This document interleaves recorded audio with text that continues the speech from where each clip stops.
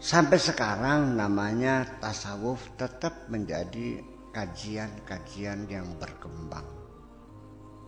Kita sendiri di Cadang Pingan ini adalah ada satu upaya metodologi yang mungkin berbeda sekalipun Anda tidak pernah menghayatinya.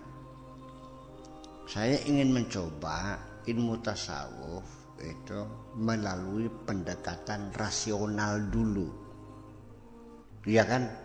Baru exercise, pelatihan kemudian. Yang penting pendekatan rasional dulu, dijelaskan sampai masuk akal, kan gitu. Baru setelah itu ada latihan, exercise dengan kholwatnya, dengan zikirnya, itu sebagai pencerahan. Tapi bagaimanapun juga harus dipahami dulu. Dan saya masih percaya bahwa nanti pendekatan rasional ini bisa menjadi pengantar kepada tasawuf aplikatif dalam kehidupan modern ini. Artinya kita bisa sebagai sufi di tengah-tengah zaman edan. Kenapa? Saya masih yakin bahwa ikan laut itu tidak pernah asin dagingnya, sekalipun hidup di tengah lautan yang airnya asin kok bisa saja. Ya itu makanya. Jangan bilang oh tidak bisa, nggak bisa. Jangan bilang sulit, bisa. Sebab nantinya dunia ini ada di dalam diri kita sendiri. Nah, kita sudah menjadi master, ya, bisa menjadi raja di dalam diri kita sendiri. Bisa nyepi di tengah keramaian, bisa ramai di tengah kesepian.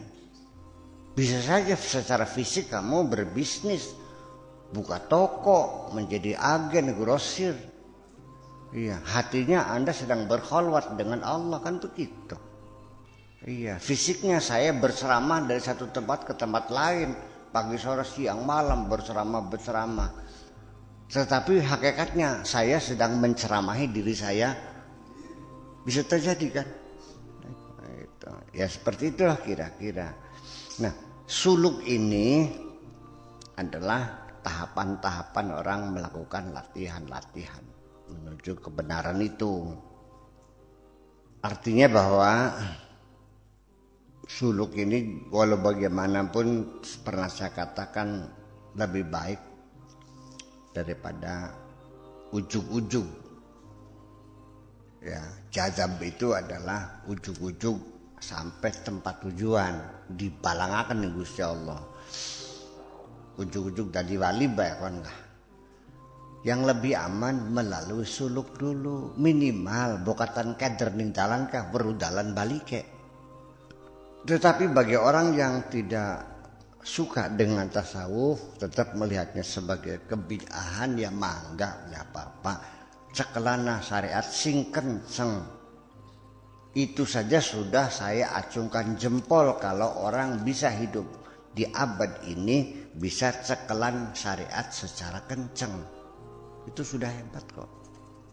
Kanggo bocah nom zaman kieu padu asal netepi salat 5 waktu beli tinggal wis jempol pisan, wis teteh.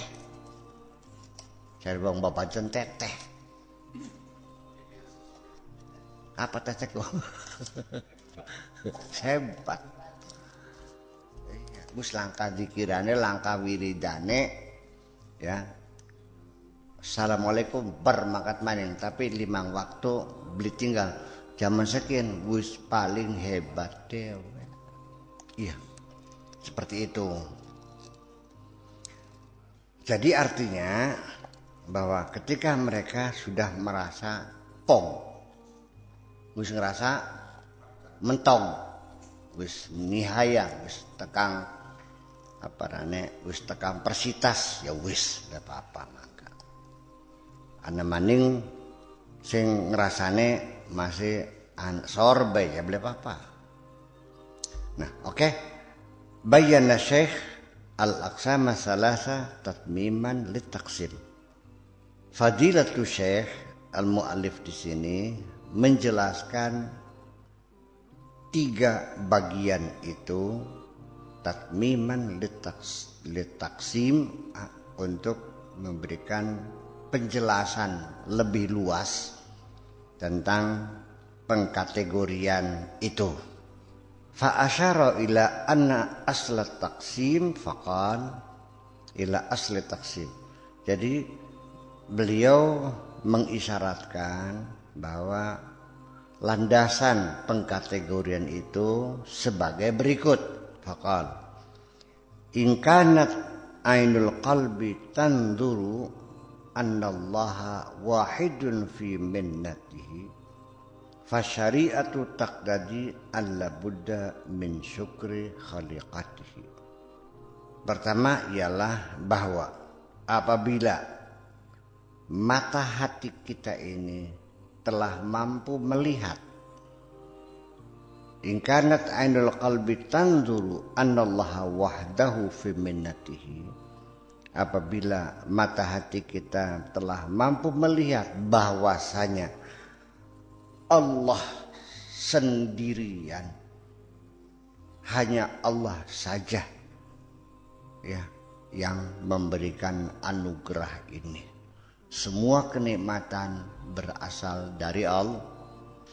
Apabila basirah kita sudah mampu melihat bahwa semua kenikmatan yang kita terima ini adalah pemberian langsung dari Allah, fasyari'atu, tetapi kalau syariat tak tadi itu menuntut, mengharuskan kita alla budda untuk tidak bisa tidak min syukri khaliqatihi, untuk mensyukuri, mengucap terima kasih kepada makhluknya Allah yang kita melihatnya melalui perantaraan Dia. Paham begitu nggih? Majlis zikir kita dipaeni Gusti Allah duit 4 juta kanggo tuku keramik, mung bae melalui kaji damuri. Secara hakikat kita akan mengatakan, ya Allah terima kasih dana yang kamu kirimkan kepada kami melalui kaji damuri itu. Atau kita katakan, Allah terima kasih kirimanmu sudah kami terima dan sudah kami belikan keramik, sudah dipasang dan sudah dimanfaatkan. Itu hakikat. Secara syariat bagaimanapun juga saya dituntut untuk menyampaikan ucapan terima kasih kepada Haji Damuri. Karena bagaimanapun uang itu datangnya dari kantongnya Haji Damuri. Oli Bati dagang kecap. Konon beli kecap ABC, ABS. Oh, konon dia telah menyisakan sebagian rezekinya untuk Allah. Ya saya mengatakan terima kasih. Tetungakna mudah-mudahan tambah akeh rezekine kan konon. Ya kedua-duanya harus kita pakai dong. Itu maksudnya. Angel kadang-kadang nerang tekang burung-muntuk lebih paham-paham baik. Jadi kudu kepriben kita nerangaken kurang jelas asmene iki. Masih salah paham tuh kita ngomong. Iya. Aduh. Kalau saya ngomong sudah jelas, gamblang, mudah dimengerti. Kenapa masih sering terjadi salah paham? Jadi apa sih kita ini ngomongnya keduren? Apa audianya yang terlalu bodoh?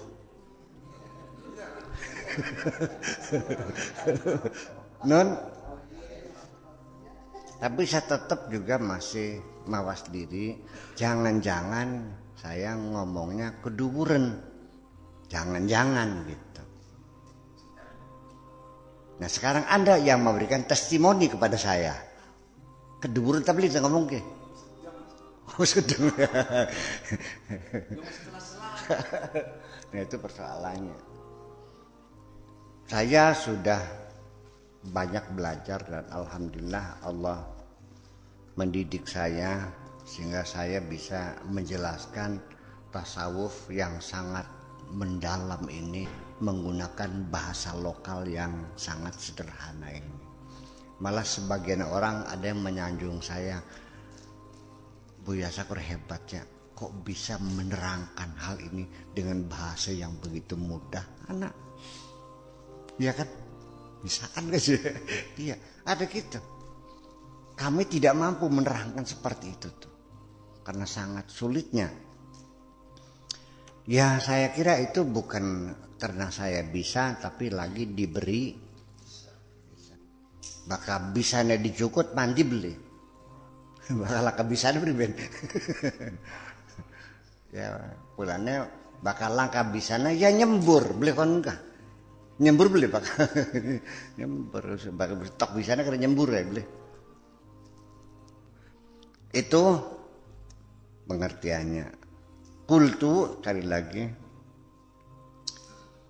Nomor meneng. Ainul qalbi hiyal basirah. Mata hati itulah yang secara terminologi itu namanya basirah. Kalau mata yang kita untuk melihat benda-benda nyata ini namanya basarun. Kalau mata yang ada di hati kita melihat kebenaran-kebenaran, melihat maknawiyat namanya basirah. Kalau mata untuk melihat mahsusat namanya basar. Wa min sya'niha alla tara illal ma'ani dunal mahsusat. Jadi ainul qalbi ini ya seyogianya lah dia hanya melihat ma'ani, makna-makna saja, bukan melihat yang fisik. Kama annal basar la yara illal mahsusat dunal ma'ani. Mata kita juga sama yang dilihat yang fisik. Ya, melihat kursi, melihat meja, melihat lampu, melihat gelas dan sebagainya. Dunal ma'ani. Tapi tidak bisa melihat makna yang spiritnya. Ya, mata kita tidak bisa melihat ilmu orang, tidak bisa melihat pengertian orang. Mata kita tidak bisa melihat kesolehan orang. Kita hanya melihatnya ada orang lagi tidur, lagi makan, lagi duduk.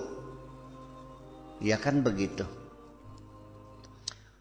Wal hukmu lil ghalibi minhuma.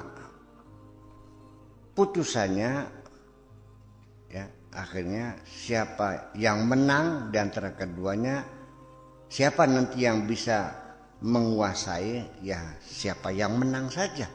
Yang menang akan menguasai dari keduanya.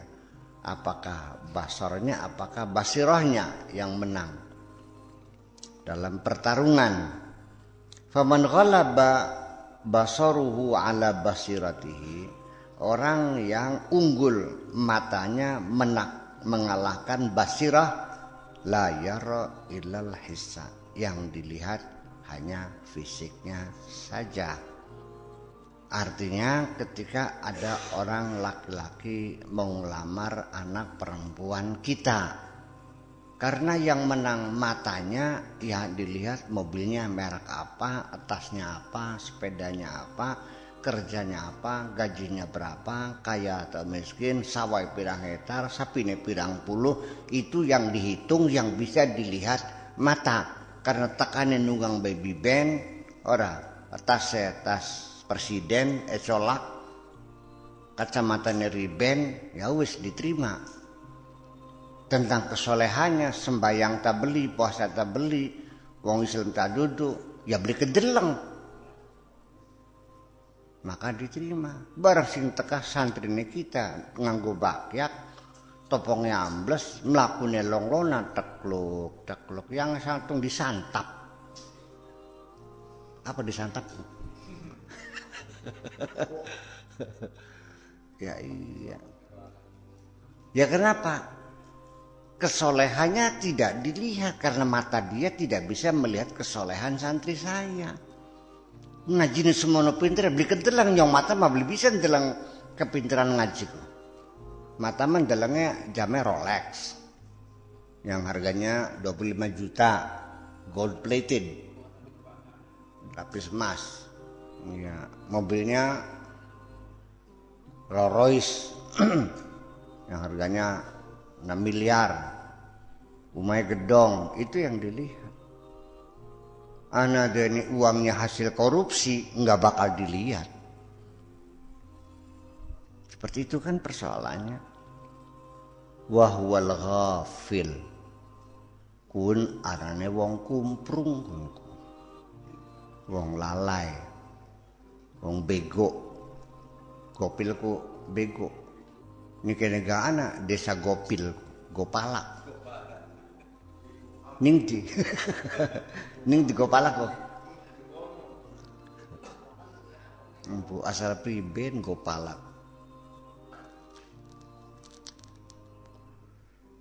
Ya gopalak. Wa man ghalabat basiratuhu ala basarihi, orang yang unggul basirahnya bisa mengalahkan basarnya, la yara illal ma'ani, maka dia yang dilihat hanya makna-maknanya, pengertian-pengertiannya yang non fisik. Wahya ma'ani tauhid wa asrarut tafrid, makna ketauhidan dan rahasia keesaan Tuhan. Fal basira la tara illa nurul haqqi, basirah kita hanya melihat cahaya kebenaran. Mamhawwatun bi ahadiyati zatihi, terhapus dengan keesaan zatnya. Fala budda min isbatiha qiyaman bil hikmati, ya, maka tidak harus ditetapkan untuk menegakkan hikmah dengan hikmahnya. Wa nafyuha qiyaman bil wahdati, dan harus ditiadakan untuk menegakkan keesaan. Fa in kanat ainul qalbi tanzuru ila annallaha wahidun fi minnatihi, kalau mata hati kita sudah mampu melihat bahwa hanya Allah saja yang memberi kenikmatan ini, bal wahidun fi jami'i tasarrufatihi, bahkan sudah melihat Allah sajalah yang menggerakkan kita dalam berbuat apapun. Kita digerakkan oleh Allah, tidur ditidurkan oleh Allah, bangun dibangunkan oleh Allah, ngising diplotot nih Gusti Allah, waras diwarasakan nih Gusti, di penyakit si Gusti selekape. Fasyariatu wal hikmatu taqtadi, maka secara syariat dan secara hikmah menuntut ayat tatlubu alla budda min syukri khaliqatihi. Qala ta'ala anishkurli wali walidaika ilayal masir, bersyukurlah kepadaku dan bersyukurlah kepada kedua orang tuamu. Aku sebagai Tuhanmu menciptakan kamu. Kamu harus bersyukur kepadaku atas nikmat penciptaan ini. Dan proses penciptaan itu kutitipkan melalui rahim ibumu. Oleh karena itu kamu juga layak untuk berterima kasih kepada orang tuamu. Saya kira begitulah. Akan tetapi ini kita harus melihat bahwa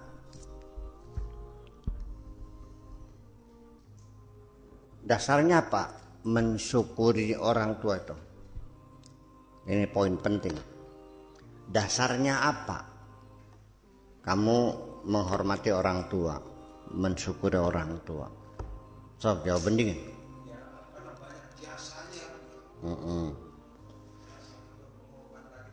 Pengorbanannya apa maning sok? Untuk akan kabeh dingin. Pesawa, disosoni ya, dicewoke ya, sekolahna, dirabekna, ya boleh. Dirabekna aku di luar narabi. di sekolah kena. Wes, kalau saya mah tetap yang menyusui saya adalah Allah. Yang menyekolahkan saya adalah Allah. Yang mendidik saya adalah Allah. Enggak, tetap Allah.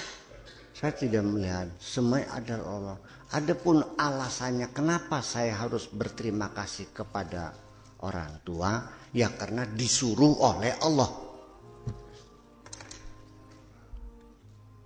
Bukan syariat. Masya Allah.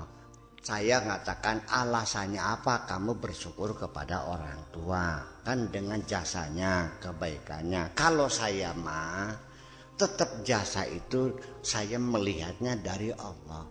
Kebaikan-kebaikan orang tua yang diberikan kepada saya melihatnya dari Allah. Jadi ketika saya menghormati orang tua, dasarnya bukan karena kebaikan orang tua, karena disuruh oleh Allah. Kalau seandainya Anda tidak pernah berjasa kepada saya, lalu saya suruh menolong Anda, mau nggak? Ya iya, kayaknya persoalannya.